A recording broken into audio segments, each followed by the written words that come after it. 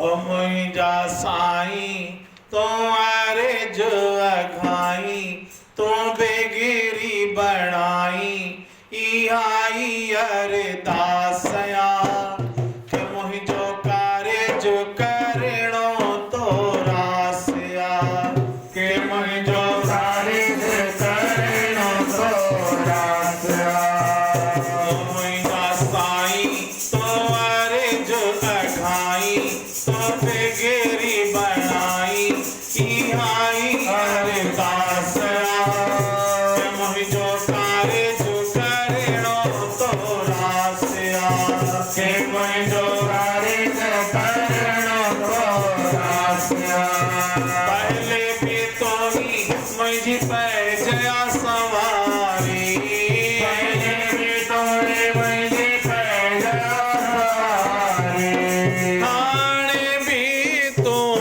पत रख जाए हाणे भी तू पत रख नंगड़ो आ तोते नंग पाल मुंहिंजा साईं नंगड़ो आ तोते नंग पाल मुंहिंजा साईं हाणे भी तू नंग रख जाए हाणे भी तू नंग रख जाए राहर साईं दर्स पसाई हलिया मुंहिंजा साईं कया तोखे सची अरदास मां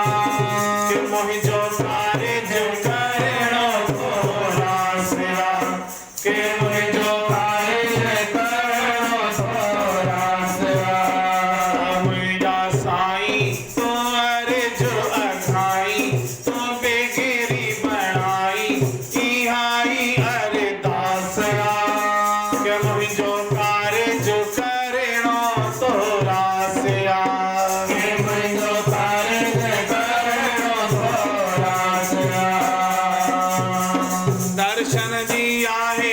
आसयो मुंहिंजा साईं दर्शन जी आहे आसयो मुंहिंजा साईं आशो तो ही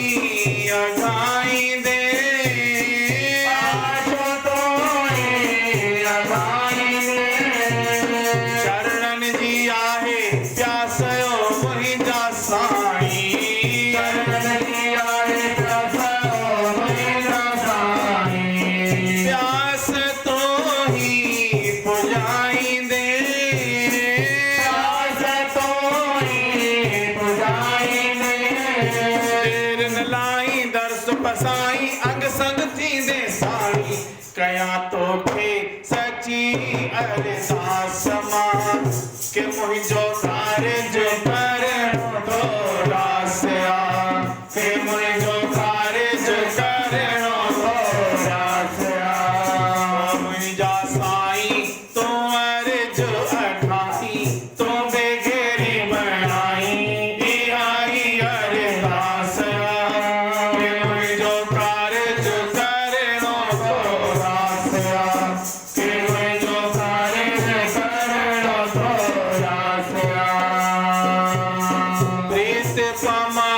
हिन दरसान भाया प्रीत पमा हिन दरसान भाया प्रीत पमा हिन दरसान भाया प्रीत पमा हिन दरसान भाया नाम साईं जपाईंदे नाम साईं जपाईंदे उथंदे मां वेहंदे तोखे पुकारिया उथंदे मां वेहंदे तोखे पुकारिया भक्ति शक्ति वधाईंदे भक्ति शक्ति वधाईंदे नैणन में मां तोखे विहारिया तोखे साईं पुकारिया करया तोखे सची अर